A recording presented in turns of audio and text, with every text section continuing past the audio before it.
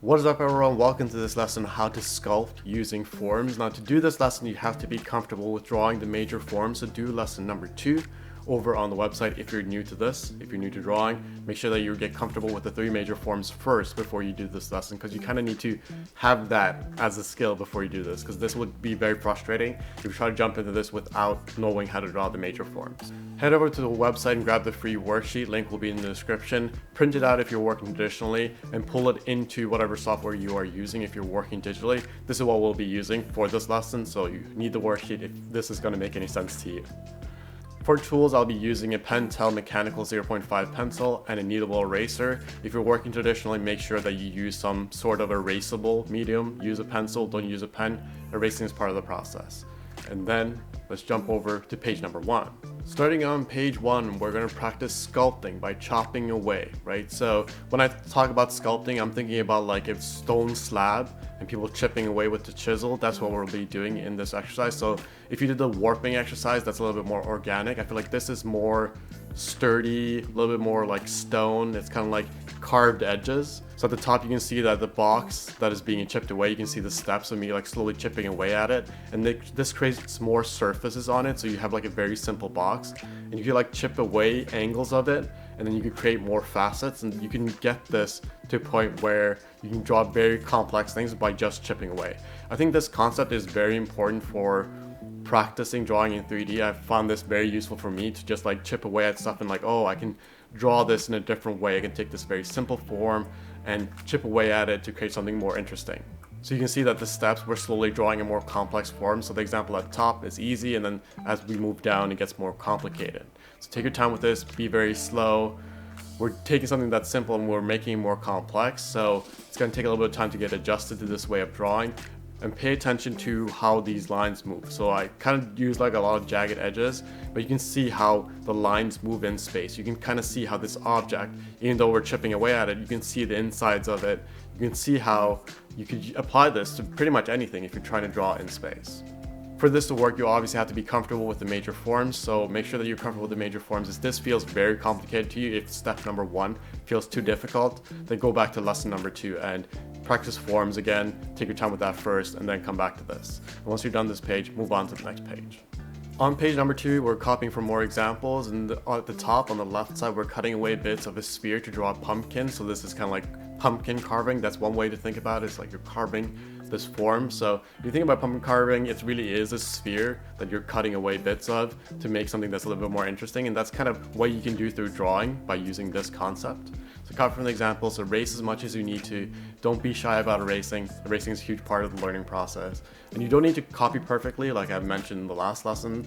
It's more important, it's way more important to understand the concept and how you can use it than trying to copy everything perfectly. If you just copied mindlessly, you wouldn't learn anything. But if you really sit with the concept and really think about it and apply it, that's how you'll truly learn how to draw, and that's what will expand your visual library. It's what will help you draw anything in the future. So understand the concept, take your time with this, and once you're done this page, we can move on to the next page. On page number 3, we're going to copy from more complicated examples so that we're gradually making this more complicated.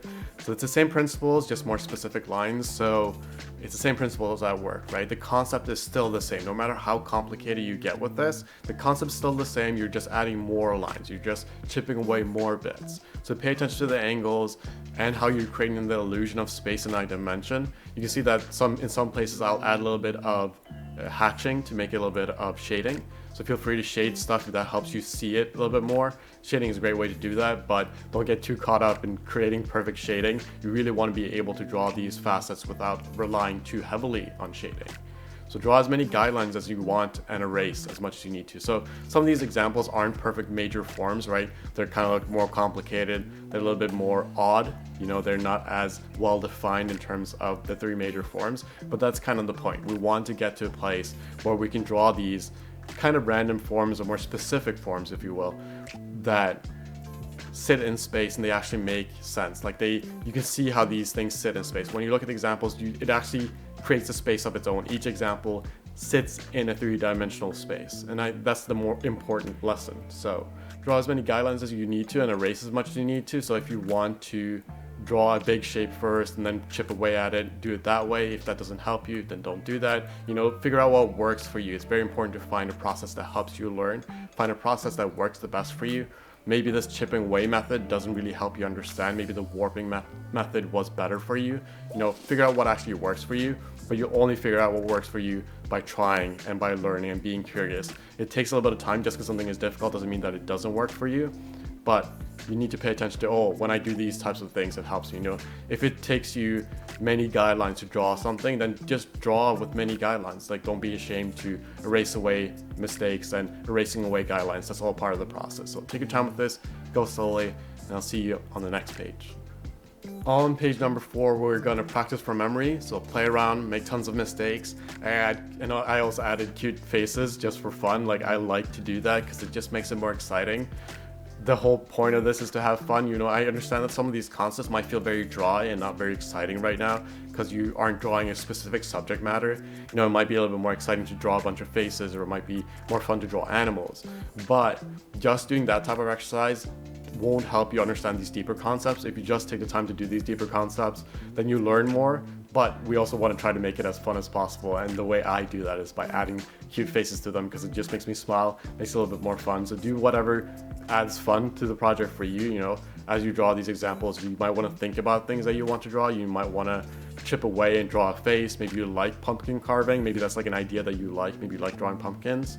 So feel free to do that. Do whatever makes this exciting for you, because you want to enjoy the learning process. We want to get into the habit of having fun with learning, because that's the only way you're going to learn rapidly. If you want to become good at anything, you really just have to make the learning process fun, because that way it doesn't really feel like learning. I think like learning has almost like a negative connotation because it reminds a lot of people about school. Like learning almost feels like rejection because it's so much of like facing your inadequacies. But if you approach it with curiosity and you approach it with fun, then it doesn't feel that way. You know, when you open up a new video game, like when you play a video game, the beginning of it is always fun because it's exciting, but you are learning. That is learning. When you're playing a video game, you are learning the rules of the game and how to play it. But since it's fun, you don't think of it as like a difficult task. And we want to approach drawing with the same type of mentality. And the way you do that is figure out what's fun for you. Ask yourself the question, how can I make this exercise more fun for myself? And for me, that's always drawing these cute faces, because it gives a little bit of character to these objects, and that helps me retain the information. So figure out what works for you. If the faces doesn't help you, then don't do that, right? Figure out what works for you. Once you're done this page, you can head over to the website and grab more of the free worksheets and tutorials. I have a bunch of beginner tutorials, so if you're new to drawing, I have a bunch more of this stuff. If you like this, feel free to subscribe. I'll be making more tutorial content, and there's a bunch on the website. There's like tons of stuff to do. So if you like this, make sure to head over to the website, and I'll see you guys in the next video. Bye.